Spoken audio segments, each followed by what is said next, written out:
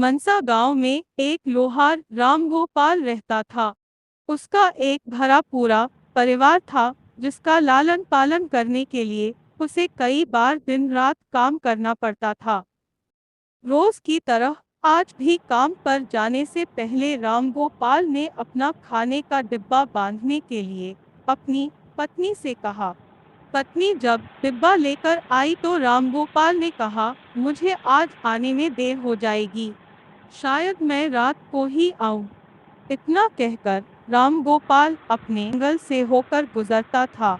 वहां जैसे ही रामगोपाल पहुंचा, उसे कुछ आवाज सुनाई दी। जैसे ही रामगोपाल कुछ पास गया तो उसने देखा कि एक साधु भगवान का मंत्र जपने के साथ ही हंस रहा है। हैरान होकर रामगोपाल ने पूछा, आप ठीक है?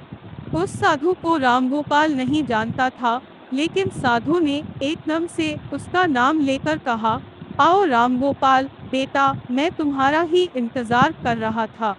मैं भूखा हूँ, मुझे अपने खाने के डिब्बे से कुछ खिला दो।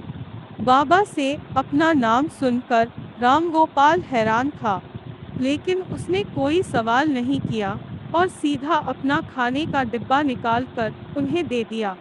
रामगोपाल अपने हाथों में हथौड़ा लेकर बाजार काम करने के लिए चला गया। औजार बनाने से पहले उसके दिमाग में आया कि आज इसी हथौड़े से लोहा पीटता हूँ। जैसे ही उसने लोहे पर हथौड़े से चोट मारी, वो सीधा औजार बन गया। दूसरी चोट में लोहे के बर्तन बन गए। रामगोपाल समझ गया कि यह सही में जादुई हथौड़ा है। वो जो बनाने की सोच के साथ लोहे पर चोट मारता, लोहा सीधा वही बन जाता। जादुई हथौड़े की वजह से रामगोपाल का काम जल्दी खत्म हो गया और वो अपने साथ ही उस जादुई हथौड़े को घर ले गया।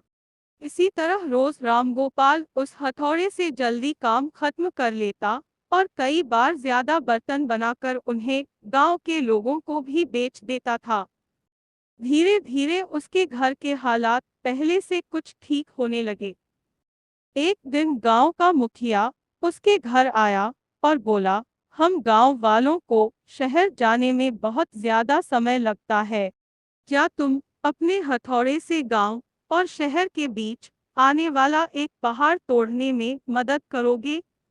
इससे बीच में एक सड़क बना लेंगे और गांव से शहर का सफर आसान और छोटा हो जाएगा।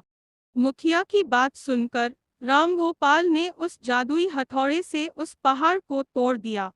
मुखिया और गांव के लोग बहुत खुश हुए और उसे खूब शाबाशी दी।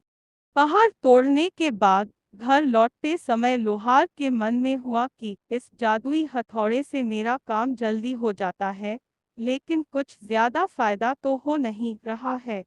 इसी सोच में डूबे हुए लोहार घर जाने की जगह दुखी होकर जंगल की तरफ चला गया।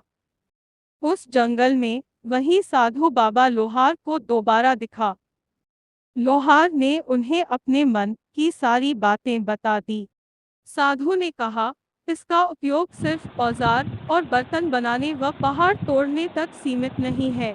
इससे तुम अपने मन का कुछ भी बना सकते हो और किसी भी कठिन चीज को आसानी से तोड़ सकते हो।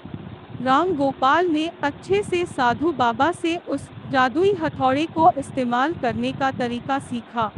उसके बाद रामगोपाल ने बहुत धन कमाया। आज रामगोपाल एक अमीर आदमी बन गया है।